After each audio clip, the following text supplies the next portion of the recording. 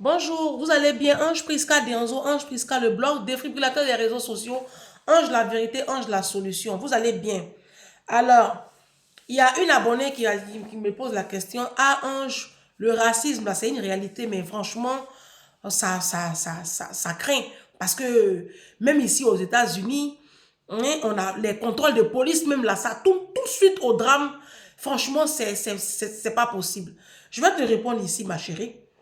Pourquoi les contrôles de police aux États-Unis, quand ça concerne un Africain, un Afro-Américain, ça tourne tout de suite au drame? Alors, je m'intéressais un peu. Je vais vous lire une parution de cash.ch. Et le titre, c'est États-Unis, plus de noirs dans les prisons que dans les universités, 5 fois plus qu'en 1980. New York, 30 août 2000.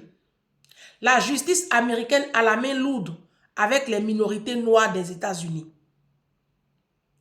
En 20 ans, il y a 5 fois plus de noirs derrière les barreaux. Le rythme des incarcérations pour des délits qui sont des crimes violents suit le boom de la construction des prisons. Il y a désormais plus de noirs aux États-Unis dans les prisons que dans les écoles supérieures. Je vais sauter. Je vais arriver ici. 46% des prisonniers aux États-Unis, c'est-à-dire 46% de la population carcérale américaine est d'origine afro-américaine contre 36% de blancs.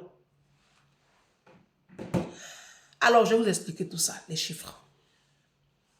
Quand on parle de 46% de la population afro-américaine, non, 36% de la population américaine, même pas afro, sont des afro-américains. D'accord? Sachez que quand on parle de 46%, c'est pratiquement la moitié. Là, pratiquement la moitié. Pourtant, la population afro-américaine ne représente que 18% de la population américaine. Je ne sais pas si vous comprenez.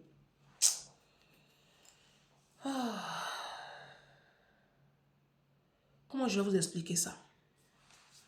Comment est-ce que je peux vous schématiser ça?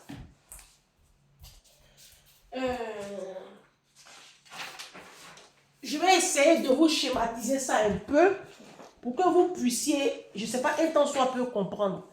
Parce que des fois, c'est un problème de compréhension. Des fois, les gens ne comprennent pas. Quand on parle la population carcérale, ça dit par exemple, bon, je vais schématiser comme ça. Ça, c'est la population, donc 18%. Donc, ça représente comme ça.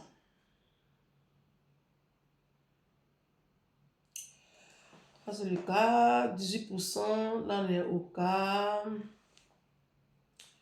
bon, 18%, comme ça.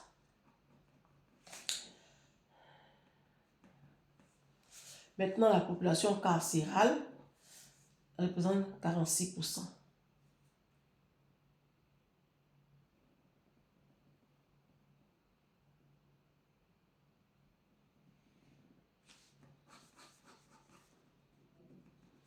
Bon, je vais essayer de vous schématiser. J'essaie. Hein. Vous voyez, le premier schéma, ça, c'est la population américaine. Vous voyez, tout ce cercle-là. Maintenant, les Afro-Américains, voici leur proportion. Eux, ils représentent à peu près un peu plus de 18% de la population totale des États-Unis. D'accord? Donc, ils ne sont pas nombreux. Ils sont que 18%. Ils sont une petite partie. D'accord? Maintenant, ça, c'est la population carcérale. Ça, c'est les prisons américaines. D'accord? Maintenant, là, ils sont 18% ici. Mais là, ils sont 46%. Pratiquement la moitié. C'est très dangereux. Ça veut dire quoi? C'est grave, ça, quand même. Hein? Je prends un exemple. Hein. Ça veut dire sur 100 Américains, je vais prendre un truc très simple, très simple. Sur 100 Américains en prison, quand je parle d'Américains, bon, 600 personnes emprisonnées aux États-Unis, voilà. Je préfère dire ça comme ça parce que il y a les hispaniques, il y a plusieurs nationalités, d'accord? Mais je prends 600 prisonniers américains, d'accord? Voilà, c'est plus correct. Sur 100 prisonniers américains, il y a 46 qui sont noirs, afro-américains. Voilà, là vous allez bien comprendre. Sur 100 prisonniers américains aux États-Unis, d'accord? Tu prends une prison aux États-Unis, on prend par exemple 100. Sur les 100 là, il y a 46 qui sont afro-américains. Et puis, le reste, c'est les blancs, les hispaniques, c'est les africains, tout ce que vous voulez. Les chinois, les indiens, tout. Eux, ils se répartissent le reste. Alors que la population afro-américaine ne représente que 18%, 20%, 18% de la population américaine. Ça veut dire que sur 100 Américains, il y a 18 qui sont afro-américains. Vous voyez le ratio, je ne sais pas si vous voyez le ratio. C'est disproportionné. Ils sont en minorité, mais c'est eux qui sont en majorité dans les prisons. Voici le problème. Et c'est l'éducation. Les Afro-Américains, il n'y a pas d'éducation. Les hommes Afro-Américains ont fini à abandonner enfants. Ah, ça, c'est pas un scoop, c'est connu. Les hommes Afro-Américains abandonnent beaucoup leurs enfants. Donc, les femmes afro-américaines se retrouvent seules à élever des enfants. Et ce sont des femmes qui sont souvent en dépendance affective. Et donc, quand elles quittent une relation, elles tombent dans une autre relation et elles se retrouvent comme ça à aligner 5 enfants de pères différents. Ce que vous voyez dans les films là, c'est pas filmé, c'est une réalité que les gens transcrivent dans les films. Moi, longtemps, j'ai pensé que les films, c'était de la démagogie, c'était une façon de stigmatiser l'Africain, mais non, c'est la réalité qui se passe là qu'ils mettent dans les films. Les universités, les grandes écoles ne sont pas riches avec les Afro-Américains. Ils ne font pas de grandes études, les Afro-Américains. Ils sont souvent dans des gangs. Ils décrochent très vite l'école. Pourquoi? Parce que papa n'est pas là, ils n'ont pas une figure paternelle. Et maman, elle est obligée de faire 3 boulots pour pouvoir faire tenir la maison. Et quand tu as 3 boulots aux États-Unis, tu ne peux pas gérer un adolescent, un enfant. Donc, les enfants sont livrés à eux-mêmes. Et comme ils ne sont pas souvent riches, bah, ils sont dans des quartiers comme le Bronx, des trucs, des coins bizarres. C'est comme ici, ça scelle les coins bizarres là. Où vous êtes là, les HLM des Bobigny là. C'est pareil aux États-Unis aussi. Parce qu'ils n'ont pas les moyens d'aller habiter dans les coins. États-Unis même, c'est grave là-bas. Vous voyez? Donc, ça fait un cercle vicieux. Et puis, bon, l'hémorragie, on a du mal à stopper. Maintenant, qu'est-ce qui se passe? Comme les Afro-Américains n'ont pas d'éducation, et donc ils n'ont pas d'argent, ils ne sont pas allés à l'école, ils n'ont pas de travail, bah, ils s'adonnent à du vol et à des délits, notamment le braquage des banques. Ils sont tout le temps, et les Africains même de nature aiment le paraître. Les Afro-Américains aiment aussi le paraître. Je pense que c'est notre ADN. Donc, comme ils n'ont pas l'argent pour ce train de vie, mais ils volent. Donc, vous allez les voir en train de vendre la drogue, en train de faire des délits de laisse tomber. Mais c'est eux qui ont des grosses voitures, c'est eux. Et ils sont tellement violents et imprévisibles. Et plusieurs fois comme ça, ben, quand il y a des contrôles de police, les policiers se font tuer. Hein. Là, on n'en parle pas. Les policiers se font beaucoup tuer par ces mêmes jeunes-là. Donc, quand il y a des bavures policières, c'est ça on voit. Mais on ne parle pas des policiers qui se font tuer dans les quartiers par nos frères afro-américains. Donc, du coup, la police qui est fatiguée, parce que ce n'est pas un problème qui date de maintenant. À chaque fois, parce qu'ils reçoivent l'ordre d'en haut, hein, eux, ils se protègent. À chaque fois maintenant qu'il y a un contrôle et que ça concerne un Afro-Américain, ils sont vraiment sur la défensive. Parce que c'est comme si on est affiché, quoi. C'est comme s'ils sont affichés. Vous comprenez? C'est comme quand, moi dans mon petit village ici comme ça là, je prends mon téléphone, je suis comme ça. Je suis au téléphone comme ça. Tout le temps, bah, je suis là, je manipule mon téléphone. Dans les rues, je vais à la boulangerie et faire comme ça. Donc, une fois, je vais à Aubervilliers avec ma mère. On est allé acheter des casseroles pour mon service traiteur, là. Des grosses casseroles à Aubervilliers. Et je devais aller retirer de la liquidité. Donc, je laisse ma mère là et puis je prends un bus et je vais au centre-ville d'Aubervilliers, non, hein? Et là-bas, ça grouille de monde, quoi. Je me suis oubliée. Et donc, dans le bus, j'avais mon téléphone. Dans le bus, hein. Et le chauffeur, la dame qui conduisait le bus, c'est une femme africaine. Elle dit, madame, vous n'êtes pas d'ici, hein, vous. Hein. J'ai dit, non, je ne suis pas d'ici. Elle dit, ah, rangez votre téléphone. Rangez votre téléphone parce qu'ils vont vous le piquer tout de suite et puis ils vont fuir. J'ai dit, hi. Et c'est là que je me rends compte qu'effectivement, dans le bus, tout le monde a son téléphone rangé. C'est un peu ça, hein, j'essaie de schématiser un peu. C'est-à-dire que c'est pareil.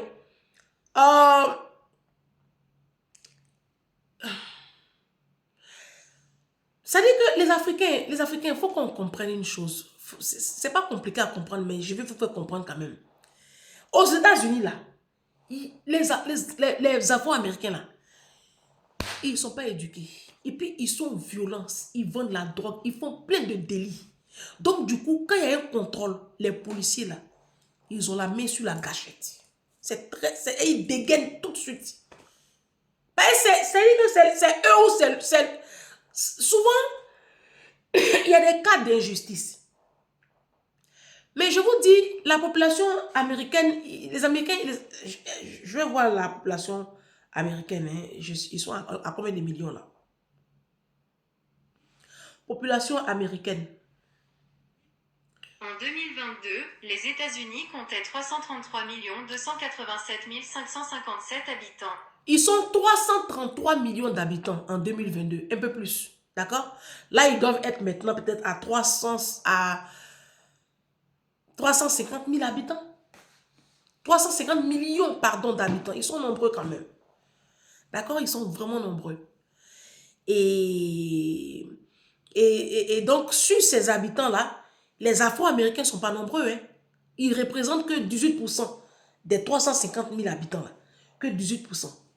350 millions, pas 350 millions. Je vais essayer de faire 350 millions. 350 millions.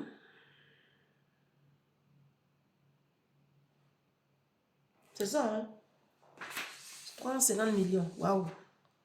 Multiplié par 18. Divisé par 100. Donc, les Afro-Américains sont 63 millions. Ça dit, la population américaine fait 350 millions. J'arrondis, j'ai fait. Bon, même, bon, ok. Ou 340 millions, d'accord? Sur les 340 millions, prenons 340 millions. Prenons 340 millions pour faire correct. 340 millions multiplié par 18 égale divisé par 100. Alors, les Afro-Américains représentent 61 200 000 habitants. D'accord? Maintenant, sur les 340 millions d'habitants, on a 61 millions qui sont afro-américains. Donc, le reste, c'est les blancs, les autres. D'accord? Par contre, quand on prend la population de la prison, sur 100 prisonniers, on a 46 qui sont afro-américains. Est-ce que vous voyez un peu le ratio? Ça ne va pas. C'est pas cohérent. Donc, ça fait que dès qu'on voit un noir, on voit un délinquant. Vous voyez un peu? Parce que dans les prisons, c'est nous qui sommes nombreux. Dans les grandes écoles, dans les universités, on n'est pas nombreux. On n'est pas du tout nombreux. Et donc, voilà un peu la réalité aux États-Unis. Hein. Et les Afro-Américains n'aiment pas se mélanger. Oui, oui, oui, oui, oui. J'ai ma tante qui est partie là-bas. Elle a constaté ça. Mon petit frère aussi a vu ça. Et on en parle, hein, c'est pas caché. Je pense que mes mind people des États-Unis peuvent aussi en témoigner. Les Afro-Américains aiment vivre, aiment vivre. Ils n'aiment pas, ils n'aiment pas le brassage. Et c'est ça qui n'est pas bon. C'est ça qui n'est pas bon. Oui, l'esclavage a existé. J'ai dit, on ne peut pas... Vous savez, ce que vous faites là, vous détruisez vous-même. Parce que vous ne pouvez pas passer toute votre vie à ressasser le passé. Le passé, là, on ne peut pas gommer. Ça a existé. Mais on n'a qu'à avancer. Si on n'avance pas, si on ne décide pas d'avancer, bah ça, c'est une gangrèle. Ça fatigue tout le monde. Hein? Donc, les Africains, voilà un peu l'image qu'on renvoie, hein. Dans les prisons, c'est nous qui sommes nombreux dans les prisons. On n'est pas nombreux dans les grandes écoles, on n'est pas nombreux dans les grandes universités. Quand tu vas arriver, quand tu vas voir l'université de Oxford ou Cambridge, va à Oxford. Essaie de voir un peu. C'est à Londres, hein, c'est au Royaume-Uni, pardon. Hein? Oxford et Cambridge, c'est au Royaume-Uni. Va checker, va voir. Va voir, tu vas voir, il y a beaucoup d'Indiens, il y a beaucoup de Sri Lankais, de Pakistanais, beaucoup de Chinois, beaucoup de Blancs. Mais les Africains, c'est Pourquoi? Pas parce qu'on est pauvre. Hein. Pas parce qu'on est pauvre. Ne me sortez pas ça. D'accord? Ne me sortez pas ça. On n'est pas pauvre. On n'est pas pauvre. Tu es pauvre et puis tu portes Louis Vuitton. On n'est pas pauvre. C'est parce que on ne fait pas de l'éducation de nos enfants notre priorité. C'est tout. C'est pas compliqué. Moi, je pense que c'est ça. L'Africain n'est pas pauvre. L'Africain ne fait pas de son enfant sa priorité. C'est tout. Parce que tu as l'argent pour construire. Tu es en train de construire, non? Tu es en train de construire. Tu achètes des terrains. Cet argent-là, tu pouvais le mobiliser pour mettre ton enfant à Oxford, à Cambridge. Mais tu ne sais même pas même de quoi on parle même. Là, c'est la première fois que tu entends Oxford, Cambridge. Alors, c'est deux écoles jumelles. On les appelle les écoles jumelles. Et c'est les écoles les plus puissantes du monde. Oxford et Cambridge. Après ces écoles-là, viennent Yale. Harvard, je pense que Harvard, je ne sais pas Harvard est en quelle position. Mais en tout cas, Oxford et Cambridge font partie du top 5 des meilleures écoles dans le monde. Après le bac. C'est-à-dire, quand ton enfant sort de là-bas, même s'il n'y a plus de travail sur la terre, écoutez-moi bien, même s'il n'y a plus de travail sur la terre, ils vont créer travail là. Ils vont créer le poste. C'est-à-dire que dès que ton enfant dépose, par exemple, son CV dans une grande entreprise, même s'il n'y a pas de poste, dès qu'il voit sur son CV Oxford, Cambridge ou même l'université de Stanford aux États-Unis, quand il voit ça, ou même quand il voit Yale, quand il voit Harvard, wouh, vous pensez que comment Barack Obama là, il est arrivé là-bas? C'est Harvard qui est dans son CV là. Sa femme a fait Harvard. C'est Harvard là. C'est ça. Il y a ces écoles-là. Et ces écoles-là, nos enfants doivent aussi les intégrer. C'est ça. Et ce travail-là, c'est un travail de système de pensée. Il faut savoir t'oublier pour construire ton enfant. Vous, nos hommes qui êtes en Afrique, qui êtes dans les culs des petites filles là, qui avaient les maîtresses là, essayez de laisser les maîtresses là un peu. Prenez l'argent là, vous allez sortir vos enfants de l'Afrique. Ils vont venir intégrer les grandes écoles ici. Ils vont rentrer avec une puissance intellectuelle. Et puis on va faire développer le continent. Ça, ce n'est pas votre problème. Hein. Votre problème, c'est votre jouissance. C'est assigner les belles plages avec les fesses, les grosses fesses. Ah là là. Les policiers vont toujours avoir la dégaine très facile sur nos enfants. Tant qu'à faire.